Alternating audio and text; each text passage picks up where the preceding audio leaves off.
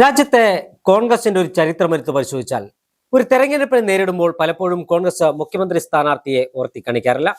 ഒരു സംസ്ഥാനത്ത് തെരഞ്ഞെടുപ്പ് വിജയത്തിന് ശേഷം ആ MLA-മാരെ വിളിച്ചു ചേർത്ത് അവരുടെ യോഗം ചേർന്നതിന് ശേഷം ആ യോഗത്തിൽ ഏറ്റവും കൂടുതൽ ഭൂരിപക്ഷമുള്ള ആളെ മുഖ്യമന്ത്രിയാക്കുന്നതാണ് കോൺഗ്രസിന്റെ ഒരു പതിവ് രീതി എന്നാണ് ഞാൻ മനസ്സിലാക്കുന്നത്. രാഷ്ട്രീയ വിദ്യാർത്ഥി എന്ന രൂപത്തിൽ എൻ്റെ പരിമിതമായ അറിവിൽ പലയിടത്തും അങ്ങനെ തന്നെയാണ് നടന്നത് എന്നാണ് എൻ്റെ വിശ്വാസം.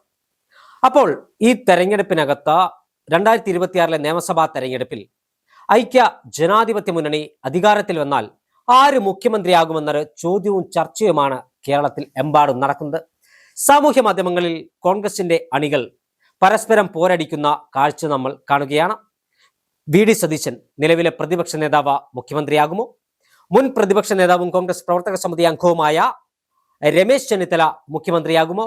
വൈൽഡ് കാർഡ് എൻട്രിയിലൂടെ AICCയുടെ സംഘടനാ ചുമതലയുള്ള ജനറൽ സെക്രട്ടറി KC വേണുഗോപാൽ കേരളത്തിന്റെ മുഖ്യമന്ത്രി പദത്തിലേക്ക് എത്തുമോ? തുടങ്ങിയ ചർച്ചകളാണ് സാമൂഹ്യ മാധ്യമങ്ങളിൽ പൊടിപൊടിക്കുന്നത്. കോൺഗ്രസ് പ്രവർത്തകർ വിവിധ പക്ഷങ്ങൾ ചേർന്ന എതിരാളികളെ, അതായത് പാർട്ടിക്കുള്ള എതിരാളികളെ ക്രൂരമായി വേട്ടയാടുന്ന കാഴ്ചയും ഇപ്പോൾ നമ്മൾ കാണുകയാണ്. ഐക്യ ജനാധിപത്യ മുന്നണി കഴിഞ്ഞ 2016 മുതൽ 2021 വരെ കേരളത്തിലെ പ്രതിപക്ഷ നേതാവായി നിയോഗിച്ച രമേശ് ചെന്നിത്തല കേരളത്തിന്റെ കോൺഗ്രസിന്റെ പ്രധാനപ്പെട്ട നേതാക്കന്മാരിൽ ഒരാളാണ്. കേരളത്തിലെ കോൺഗ്രസിന്റെ മുഖങ്ങളിൽ ഒരാളാണ് എന്ന കാര്യത്തിൽ തർക്കമില്ല. കോൺഗ്രസിന്റെ പ്രവർത്തക സമിതി അംഗം. ഈ തെരഞ്ഞെടുപ്പിനകത്ത്, ഈ നിയമസഭാ തെരഞ്ഞെടുപ്പിൽ തെരഞ്ഞെടുപ്പ് കമ്മിറ്റിയുടെ പ്രചരണ കമ്മിറ്റിയുടെ ചെയർമാനായിരുന്നു രമേശ് ചെന്നിത്തല.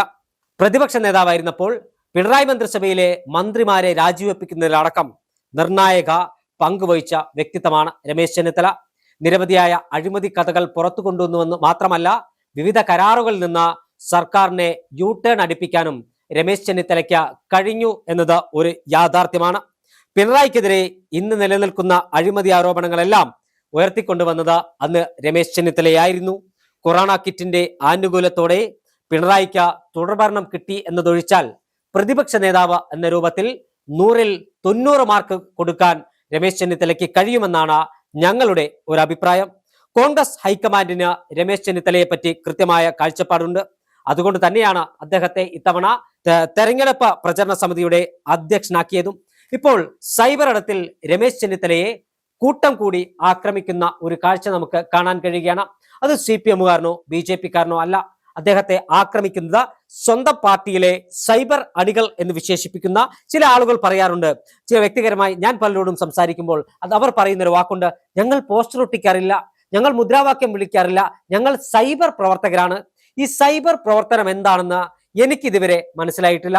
ഈ കാര്യത്തിൽ ഞാൻ രാജ്മോഹൻ ഉണ്ണിത്താന്റെയും K മുരളീധരന്റെയും G സുധാകരന്റെയും എല്ലാം പക്ഷക്കാരനാണ്.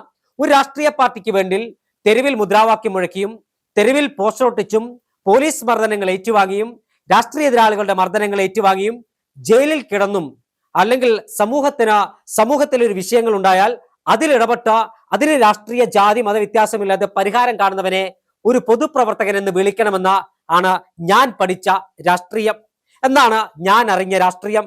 അല്ലാതെ സൈബർ ഇടത്തിൽ എന്തെങ്കിലും എഴുതി കൂട്ടുന്നവനെ, സൈബർ ഇടത്തിൽ ഒരു നേതാവിന്റെ കൂടെ നിന്ന സെൽഫി എടുത്ത് അത് പോസ്റ്റ് ചെയ്യുന്നവനെ, സൈബർ ഇടത്തിൽ ഏതെങ്കിലും ഒരു നേതാവിന്റെ നാവായും മൈക്കായും പ്രവർത്തിക്കുന്നവനെ രാഷ്ട്രീയ പ്രവർത്തകൻ എന്ന് വിളിക്കാൻ എനിക്ക് നിർവാഹമില്ല.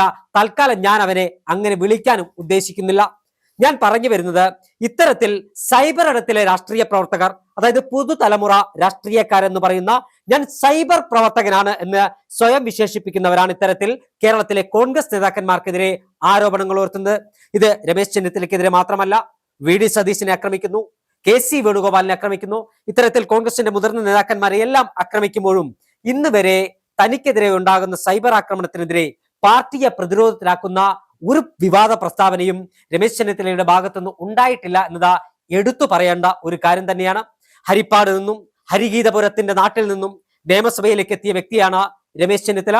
ഹരിപ്പാട് നിരവധിയായ വികസന പ്രവർത്തനങ്ങൾ യാഥാർത്ഥ്യമാക്കിയ രമേശ് ചെന്നിത്തല കേരളത്തിന്റെ മുഖ്യമന്ത്രിയാകുമോ ഇല്ലയോ എന്നൊക്കെ തീരുമാനിക്കേണ്ടത് ഹൈക്കമാൻഡാണ്. കേരളത്തിൽ ഐക്യമുന്നണിക്കും കോൺഗ്രസിനും ഭൂരിപക്ഷം ലഭിച്ചാൽ ആരെ മുഖ്യമന്ത്രിയാകണമെന്ന് തീരുമാനിക്കേണ്ടത് കോൺഗ്രസ് ഹൈക്കമാൻഡാണ്. അന്തിമ വാക്ക് ഹൈക്കമാൻഡിന്റെ തന്നെയാണ്. ഹൈക്കമാൻഡ് ഒരു അന്തിമ വാക്ക് പറയുന്നതിന് മുമ്പ് കേരളത്തിലെ കോൺഗ്രസ് നേതാക്കന്മാരെ വട്ടമിട്ട് കൊത്തിപ്പറിക്കുന്ന കഴുകന്മാരെ നിലക്ക് നിർത്താൻ പാർട്ടി നേതൃത്വം തയ്യാറാകണം.